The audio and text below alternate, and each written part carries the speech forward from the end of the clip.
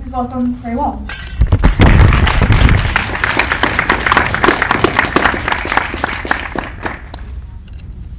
Okay. I presume you guys can hear me well. If you can't, somebody's going to wave. Let me know. I have conflict of interest plans at Paleo University, and I'll be reporting every time I speak. I have equity interest in a number of companies, trademarks in the Wahls and the Wahls diet, copyrights to my current book, My Mitochondria, and the book that will be coming out next spring, the Wahls Protocol. And this study that I'm doing now is based upon a case report, and of course, I was the subject of that case report. I have secondary progressive multiple sclerosis, spent 4 years in a sugar-lined wheelchair, was getting steadily worse, despite 7 years of getting the latest, newest treatments for secondary progressive multiple sclerosis.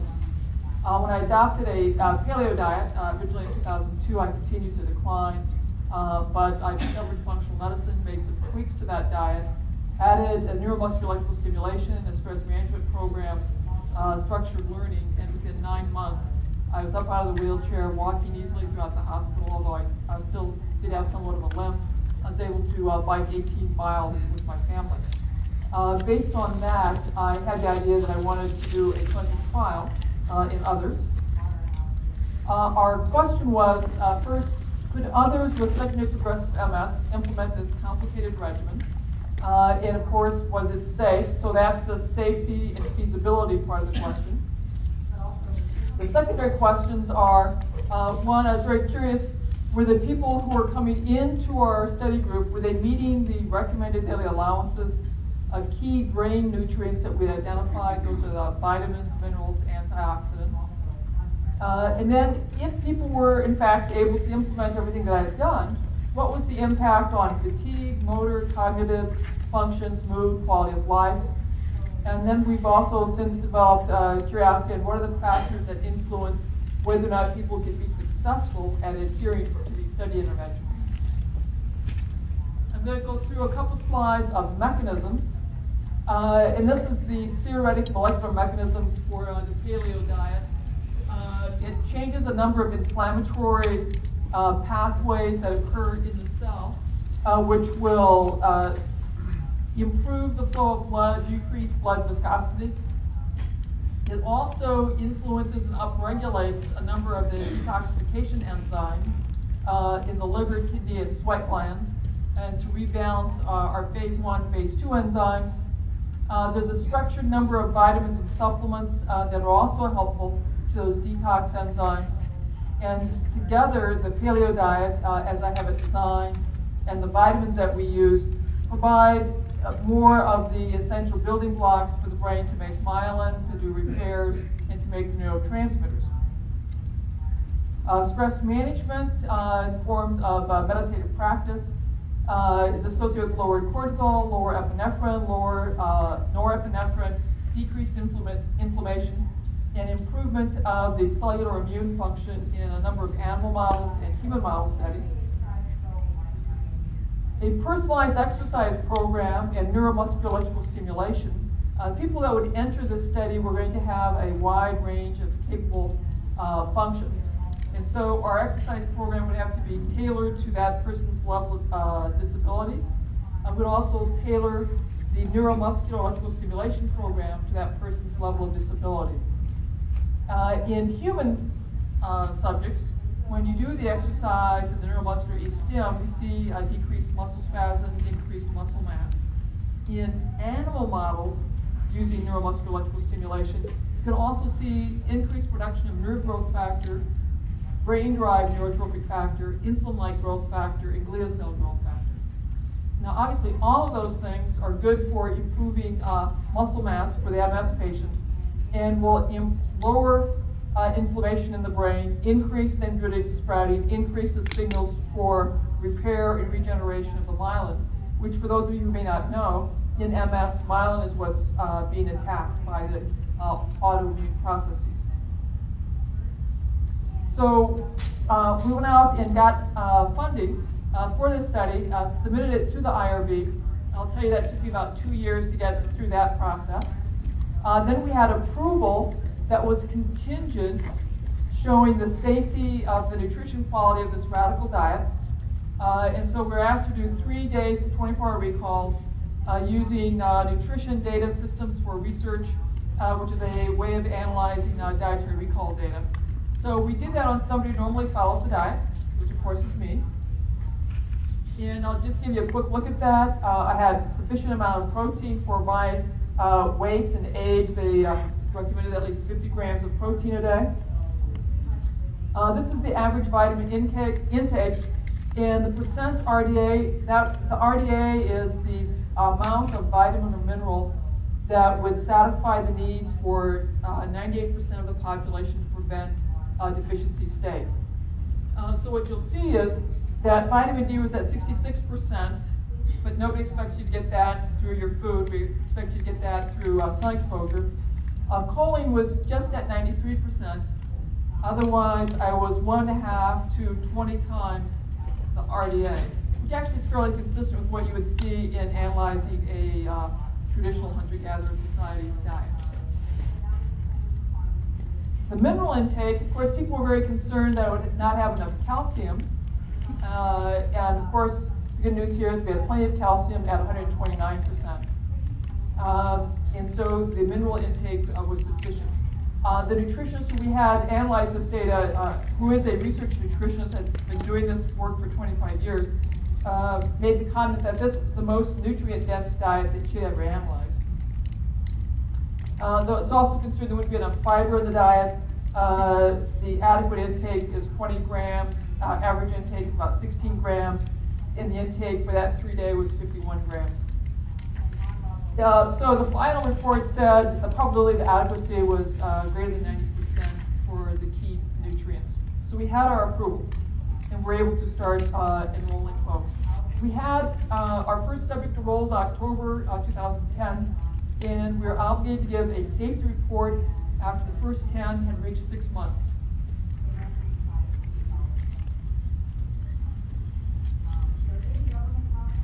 So the first aim of the study is it's safe. Will people do it? We had biomarkers. We had some safety labs looking at kidney function, liver function. We defined were they doing it, that is the compliance, based on the percent days where they had followed the study diet and had either done exercise or the ESTIM protocol. The meditative practice and the learning was an optional activity, though recommended. So I'll be showing you percent days they followed the diet, percent days they did the exercise. Nutrition outcomes, we have a Harvard Food Frequency Questionnaire. We did at baseline at the end of study that allowed us to identify the vitamin, mineral, essential fat intake. And we did 3 24-hour food recalls at the end of the study. Biomarkers, we did lipids, highly sensitive C-reactive proteins, which is a measure of inflammation. Homocysteine, which is a measure of how well the body or the brain is using B vitamins. Vitamin B12, folate, weight, body mass index, and blood pressure. Clinical outcomes, we have many. The ones I'm going to report today are our fatigue severity scale.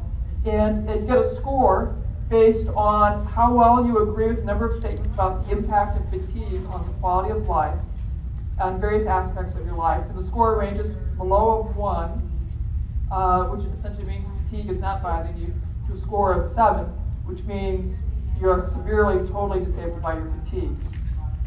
We also have a number of quality of life, cognitive measures, and motor measures. So it's a complicated study because what we're doing is repeating what I did for my recovery. In the first 2 weeks, we did an initial assessment, trained people on the diet, taught them how to do stretching, then gave them weekly coaching calls on the diet and on their exercise program. They came back at 2 weeks, and we looked to see could they follow the diet. You need to have followed the diet perfectly for at least 7 consecutive days. Then, if they had, we invited them, assuming that they had no contraindications, that they had normal liver, normal kidneys, invited them into the main study, which would be for 12 months. And we saw them at months 1 and 2, where we again gave them coaching on their diet, their exercise. We advanced their exercises. And then we repeated the assessments at months 3, 6, and 9. And at months 12, we did the nutritional assessments. Every month, they also reported their side effects profile as well. So, complicated intervention, our nutrition intervention, we had, and I'll go over the diet on the next slide. Stress reduction, we taught people how to do self-massage, meditation, asked them to do a learning activity such as a Sudoku puzzle or cognitive training such as luminosity. We gave them a personalized exercise plan, stretching or strength training based on their level of disability.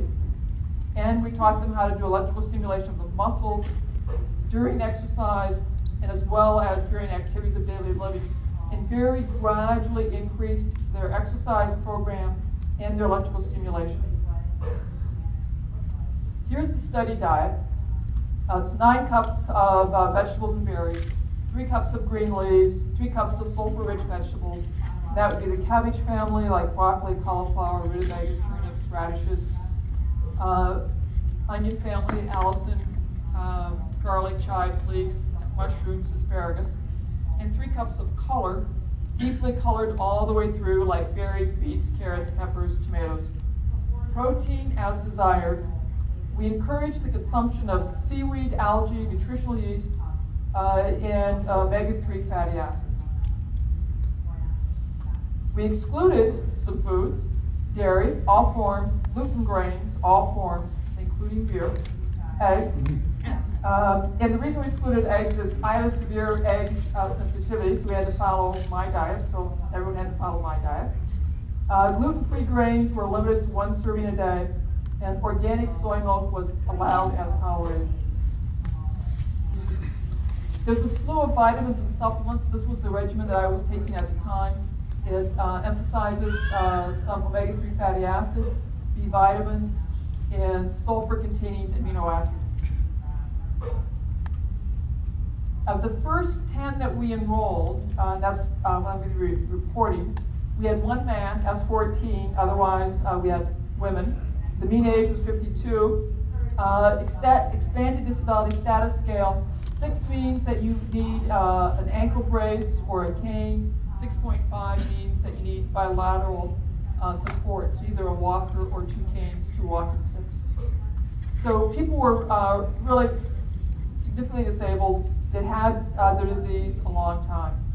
And everyone had secondary progressive MS, which is a phase of the disease which you expect steady decline. This is no longer the phase of the disease where you expect spontaneous remissions.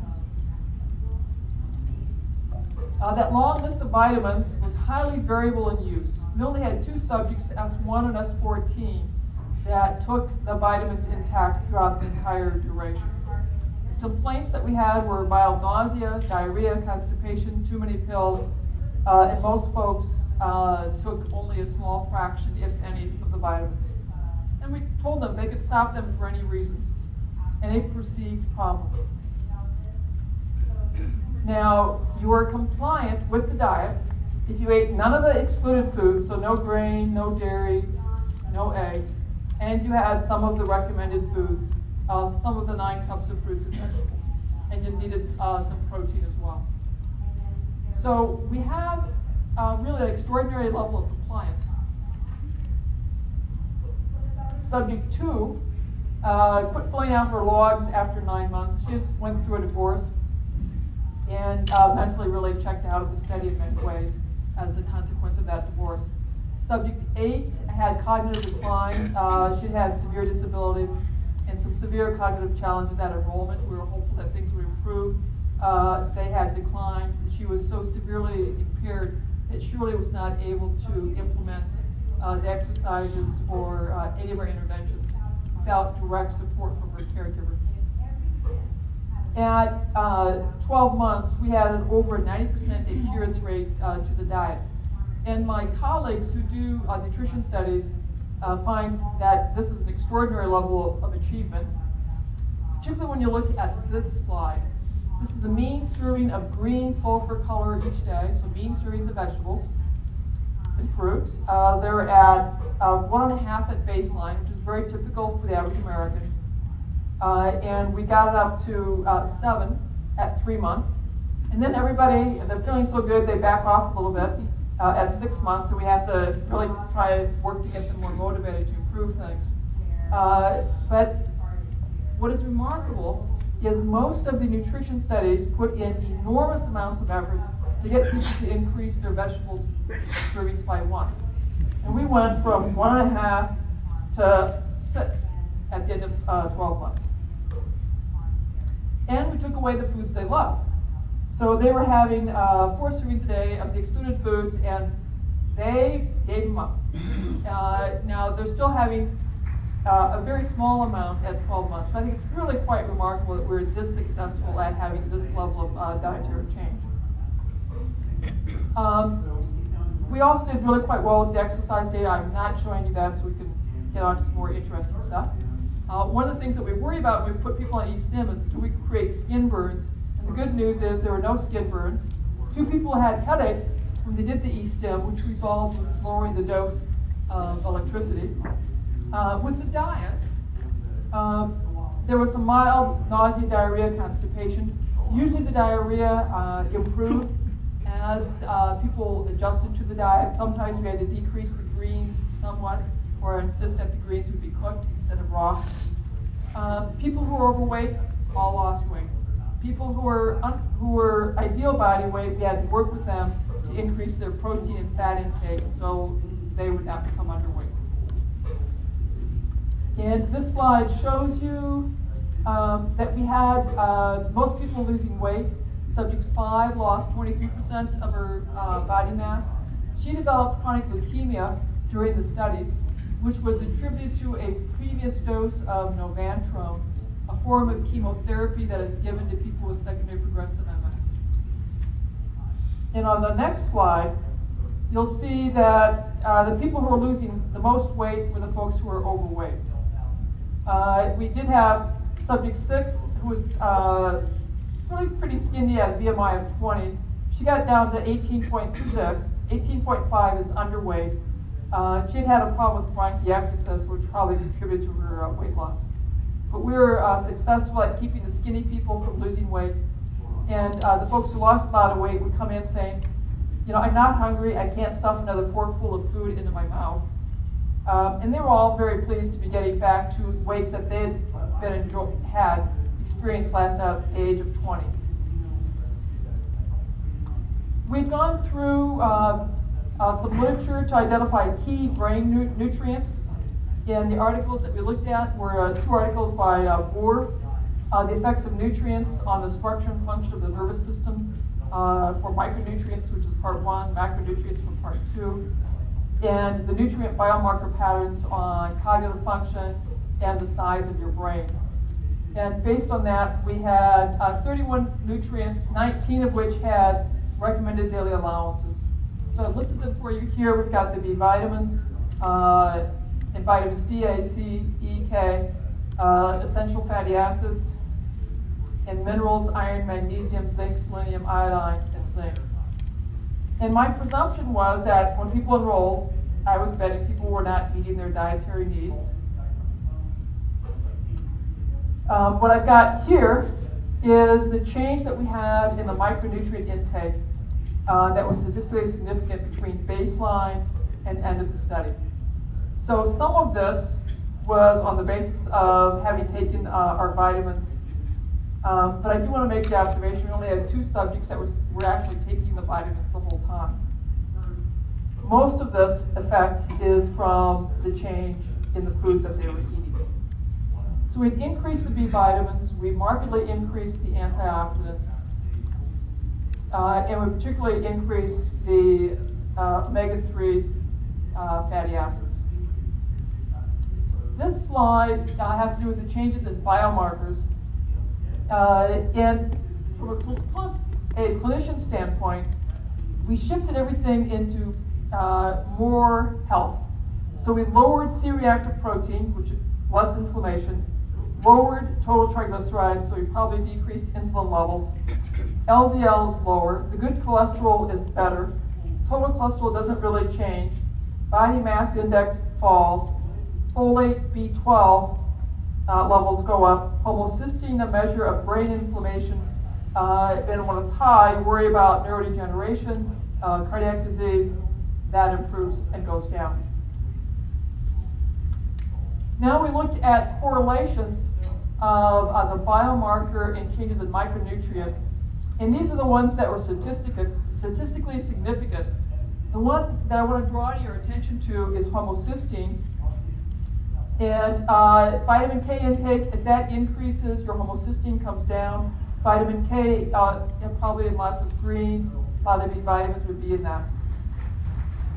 And the lower the homocysteine, the better for your brain.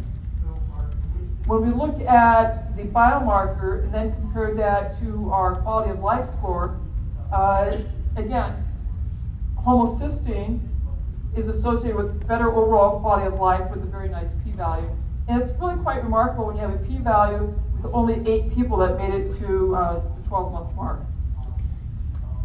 Fatigue is the most disabling MS symptom. It's very hard to treat. As I said earlier, the MS fatigue scale, fatigue severity scale, 1, minimal fatigue, 7, severe effect. The treatments are provigil. You might expect a half to 0.6 FS fatigue severity scale improvement. This is what we saw. At 3 months, we had improved by 1.7.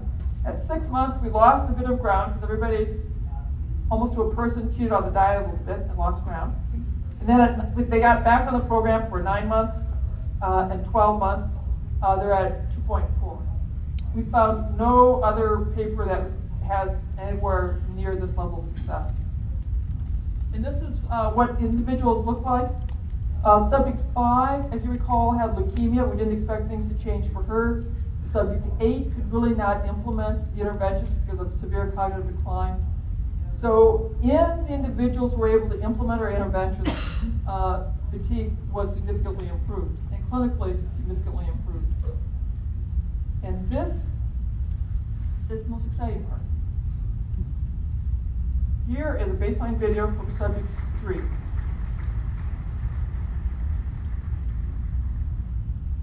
I want you to watch her feet and how well she's able to swing her feet forward. A very common problem is foot drop. You can't flex your foot upward at the ankle so your toe catches. You have to drag your foot along using your hip extensors. We're chasing her with the chair because we don't want her to fall. We aren't sure she can really make this. Her foot is now stuck. She's really struggling to get that leg dragged forward. My research assistant reaches down and finally gives in and moves her foot forward for her. It takes this lady 127 seconds to walk 25 feet. I won't make you wait for her to come back.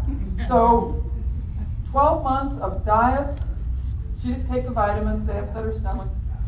She did the exercise, did the E-stim. She had a very limited program because of the profoundness of her disability. Now watch as she stands up. See how smooth that was? And watch her move. Look at that. Doesn't that just want to make you cry? Yeah. She's just, her feet are sliding along. She's now able to walk up 7 steps. She's able to take her walker and do a little walking in the cul-de-sac around her neighborhood. Okay, now we're going to go on to subject 11. Subject 11 was one of our less disabled individuals. You and I, healthy individual, would take about 6 seconds to walk 25 feet. This woman took about 13 seconds to walk 25 feet. The neurologist had her use a walker with a seat when she would go out into the mall. So cane short distances, walker long distances. She's had to reduce her hours to half time. Here she is at 3 months of the diet, and the exercise, and the E-stim. And the B vitamins gave her a rash, so she wasn't taking the B vitamins, though she was taking fish oil. I can go? Okay. She's walking normally. Okay. Okay, so conclusions. We'll come back. She now, she just sent me a little note. I'm going to read it. Dear Dr. Wahls, I have to take time to thank you for your research on a holistic treatment for secondary progressive MS. So much has happened in my life since I began the study. I've gained back my independence. I'm doing things I thought I would never be able to do. I'm able to drive the 100 miles to see my granddaughter, and I can do it often. You know, I could barely drive 8 miles to work before I began the study. I'm able to take my dog for walks and ride my bike. My son got a job 4.5 hours away. I drove the whole way there. Thank you for giving me my life back.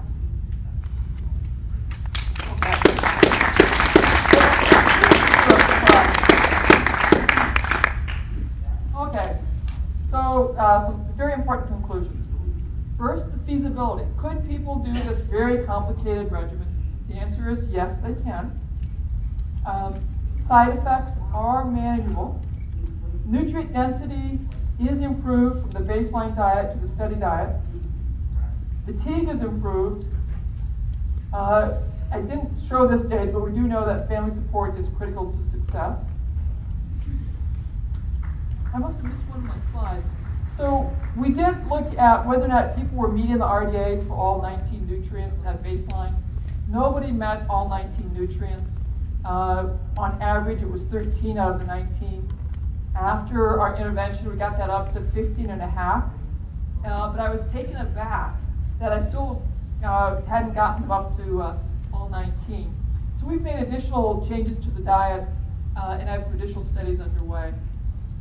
It's apparent I had to create more structure because people still can't follow a diet as nutrient dense as what I was doing. We have a lot of help from the College of Public Health, Liberal Arts and Sciences, College of Medicine, that was CDVA healthcare system. I have a big research team behind me. And this is my current book. We'll have a new book coming out next spring, the Wahls Protocol, which will talk more about everything I've learned since I wrote the purple book. And I sort of rushed through things, so I give you guys more time to talk and ask questions.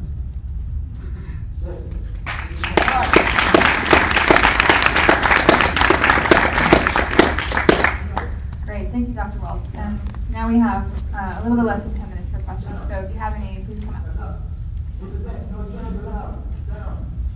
Very, very impressive, Terry. And I saw you last year in Boston. And how about this? I can do this. Yeah, and you were using the cane and you look even more fantastic. So it keeps getting better, I guess. My wife has MS, and I follow a pretty paleo diet. She's somewhat compliant. She's somewhere between those two people there. Yes. She's kind of plateaued. I don't see a lot of improvement, and I realize you have a protocol that has multiple elements. The one you don't have is the electrical stimulation. Correct. How important do you think that is, and how easy is it for just somebody like me to get hold of that? So some of the things that we observed, if you go off the diet, about a quarter of the folks are like me. They get severe symptoms within 48 hours, 72 hours. The other folks get the dwindles over a couple of weeks. I think that may reflect changing microbiome. Or if you have food sensitivities, that's the person who has the acute reaction. If your cortisol is chronically elevated, still create a very toxic environment. So if people aren't doing well, we have a big conversation about what are the unresolved stressors in your life and what can you do about them. My impression is we can markedly help the fatigue by addressing food, diet, cortisol levels. But to improve gait, you're going to have to do it the old-fashioned way. Grow muscles. That means exercise, electrical stimulation. Electrical stimulation, I do talk a lot about in the next book in terms of how to access that. Right now, the challenge is this is not FDA approved for MS or any disease states. It is approved for athletic conditions, disuse, atrophy, muscle spasm, muscle pain. And if you are willing to pay out of pocket to a physical therapist and say, I don't care, don't run it through my insurance, I'll pay cash, then you're more likely to have access. You'd have to find somebody who has an athletic practice because it's the athletes are the primary consumers for electrical stimulation of muscles.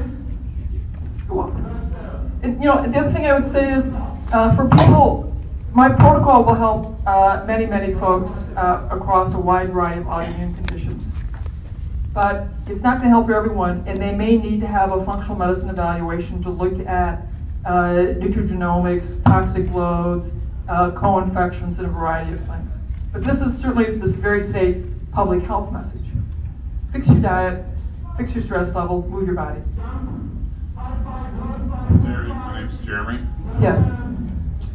I work with a lot of people with Parkinson's disease as a form of action, like exercise for Parkinson's Yes. management, disease management. And previously you had mentioned in another talk about the brain atrophy Yes. that you see in the conditions of MS, Parkinson's, Alzheimer's. So Yes. my question is whether or not this diet is very specific to in this protocol to the MS, or do you see that the nutrients that you determined were important to the brain are important to the brain in general, or because of the parts of the brain that tend to be affected by MS? That's a terrific question.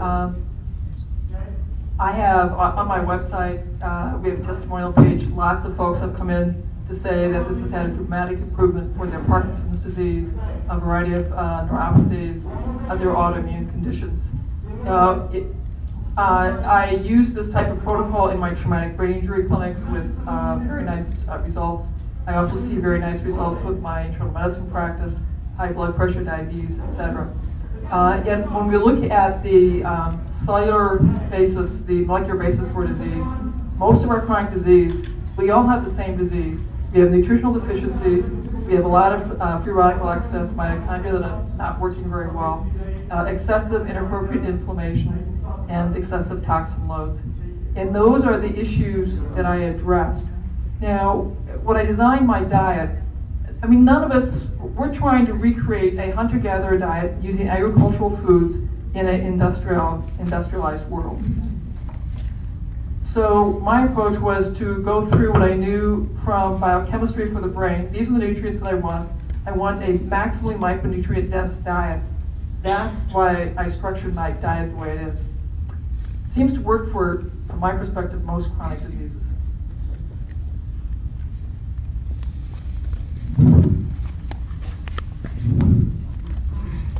Yes, Kyle. Did you say that you push sulfur-containing amino acids? Well, there were a variety of sulfur-containing amino acids in the protocol. However, I'll make the observation that almost nobody in my study protocol could tolerate that complicated regimen. So how important are the supplements? I'm not really sure. We are doing another study that will be much more simplified, focusing just on the nutrition with a far simpler vitamin regimen. What's the rationale behind the sulfur-containing amino acids? The rationale was, this was the regimen that I was using for the case report, and the IRB said, you have to copy the regimen that you're using in your case report. That is all we're going to approve. Thank you. And that cocktail was as a result of functional medicine evaluation for me.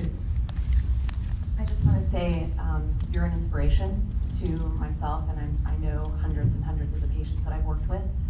And a few of them are actually in this audience, and then I've actually asked them to bring in the 9 cups of vegetables a day. Yes. And They've fought me on it a few times, haven't you?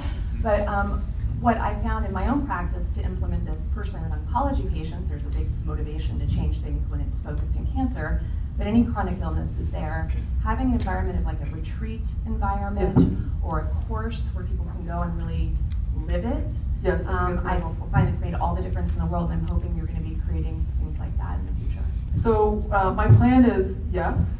Right now I'm working on finishing the Wahls protocol. We'll get that manuscript. We're in the copy editing process. Then I'll work on the curriculum. Paul, Jamine, and I are talking about having retreats. So yes, I think retreats are very helpful means to help the public learn how to begin adopting this way of living. Hi. So outside of the study, so many of your patients, they are having side effects, nausea and other things from the supplements. Have you approached it from a different point, like IV therapy or anything? So let me back up. So I was on that regimen as part of a functional medicine approach to my illness. Had a stunning success. Then I worked with some senior scientists to design this clinical trial. The IRB said, yes, we'll let you do that, but you have to copy what you did. There's no safety data to justify the particular regimen that I had. So because everything that I used was by mouth, that's what we used as well. And we're seeing remarkably positive results, even though most of the folks don't take the vitamins and supplements. This is mostly all about the food, and if you get the food wrong, you lose ground. Now, I'll make the observation that at 12 months, we tell everyone, okay, now it's up to you. You can do whatever you want. We're going to watch you and see what you choose to maintain. And so far, in the first 10 that went through, they all decided to start splurging and having some yummy food now and then, and they all lost ground. They lost ground. So we come back at 18 months, and I expect to see them all remarkably even better, and every one of them are worse. So then we have a big heart-to-heart about, can you get fully back in the program, go back to doing your daily logs, and then at 24 months, they're all doing better again. I have two questions. I have a friend with MS. Yes. And do you do, who lives here, do you do consulting if she wanted to come? So the question is, can you come see me as a patient? The answer, unfortunately, is no. All of my clinical time is devoted to the VA. There is no private clinic. I consider my gift, my why, is to teach the public and to reach out to the masses, do the clinical trials, to help my physician colleagues and scientists see that, yes, these type of interventions can be very helpful. And my other question is, do you have any thoughts about power plate exercise for MS? Well, I do have a power plate in my house. Oh. And as a matter of fact, it's not quite that brand, but I do that as part of my strength training rituals. Yes. I also have a foundation, the Wahls Foundation, to raise funds for research. If anyone is so motivated or knows people who are into donating towards a good cause, chat with me, and I'd be happy to help facilitate that. Yes? Hi, how receptive have people in the MS sort of medical community been to these ideas, to your program, specifically to the Paleo Principles? Over the 5 years I've been doing this, I have several observations. The public is getting more and more comfortable with these ideas, both in my clinics and at just say across the public. The clinicians are also getting more comfortable with gluten-free, nutrient-dense diets. I've been working with my registered dietitian, and I've learned the language. I speak nutrient density, nutrient density, nutrient density, and use that as my primary focus to make this far more comfortable. The MS Society, some individuals have approached me, and I have done webinars, teleseminars for a variety of chapters around the country. I think it becomes somewhat less threatening when I make it clear, and people will contact me frequently to say they want to stop all the drugs and start my protocol. And I stress, no, in my clinical trials and in my clinical practice, you never stop your drugs. You stay on your drugs, you start the protocol, you begin a nutrient-dense diet, you begin all of these interventions. If you have the benefit that you become well, you'll see that with improved energy, improved blood pressure, improved biomarkers. Then you can have a conversation with your treating physician about a slow, gradual taper of medication. I think it's very important. I think that'll make it far more comfortable with the MS conventional physicians to make it very clear that I am not advocating stopping their drugs. You improve the nutrition, improve exercise. These are tenets that they should be agreeing to if the person begins to see regression of their disease, have reduction in symptoms, can't sleep, they no longer need their Provigil. That's the time to begin to wean the medication. Only if you've had remarkable success. Another question? Very good. Have you applied this to people with ALS? You know, I've had good contacted by many folks with ALS. They want to know would these principles work. My response is they would probably allow the person with ALS to have maximal function, but I do recommend the person with ALS have a functional medicine evaluation, because sometimes what has been diagnosed as ALS is really a nutrient deficiency or gluten sensitivity or a toxin overload. It seems like the nutrient dense part is the most significant part. Like, I think it's the most critical, absolutely. Compared to say like the paleo on protocol, where we're like, okay, nuts and seeds and nightshades and things like that. So I wonder, are you also making some variations? Like you mentioned? So I think one needs to have think carefully about removing foods. And so I had a very short food removal list. We teach people how to do daily food logs and to track their fatigue and pain, and then self-identify if they see patterns.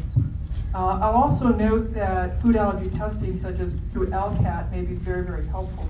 But to blanketly remove foods, I think removes a lot of good nutrition, perhaps needlessly.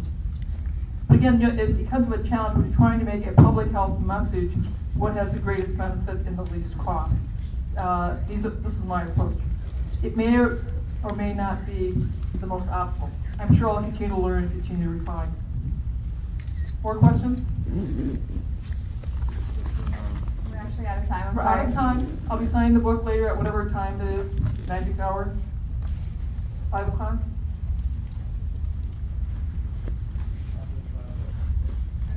5:05. See you there. Thank you.